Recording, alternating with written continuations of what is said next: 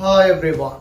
3 ஆண்டுகளுக்கு முன்னர் 160 கோடிகளை மக்களிடம் ஏமாற்றி இலங்கையிலிருந்து தப்பிச் சென்ற தம்பதிகள் நேற்று இலங்கையில் கைது செய்யப்பட்டனர்.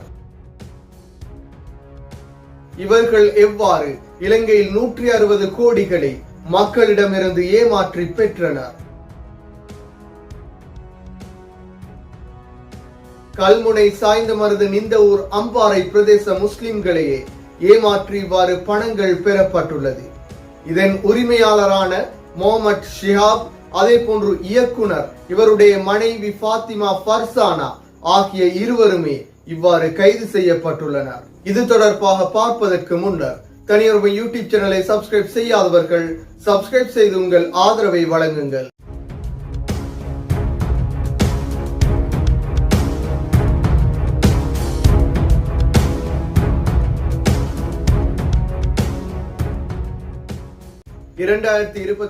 ஆண்டு நவம்பர் 6 இரவு 11 மணி அளவிலே தமிழ்நாட்டின் திருச்சி கோடையங்கரை பஸ் நிலையத்திற்கு அண்மையிலே இருவரும் அதே போன்று ஒரு சிறுவனையும் போலீசார் அடையாளப்படுத்துகின்றனர்.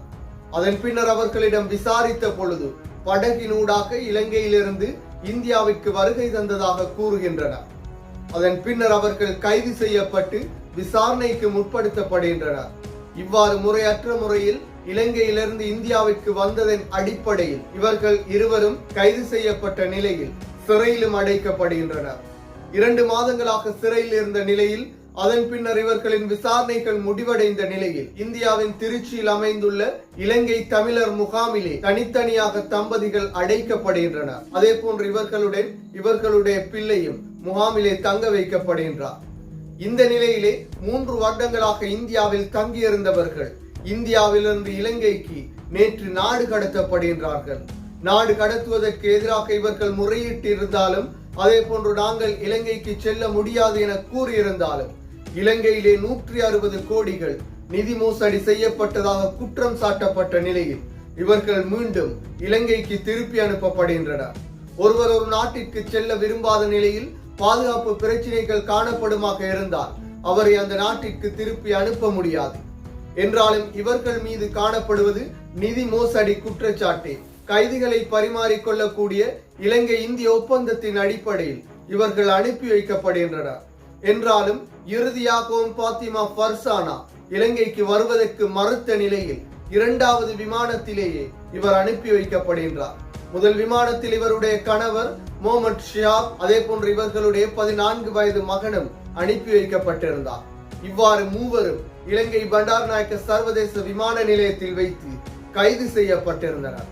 அதன் பின்னர் குற்ற புலனாய்வு திணைக்களத்திற்கு அழைத்து செல்லப்பட்டவர்களிடம் விசாரணையும் நடாத்தப்பட்டது. அந்த விசாரணையிலே இவர்கள் கல்முனை சாய்ந்தமருது நிந்தவூர் அம்பாறை பிரதேச முஸ்லிம்களை ஏமாற்றியே இந்த பணங்கள் பெறப்பட்டுள்ளதாக தகவல் வெளியாகியுள்ளது.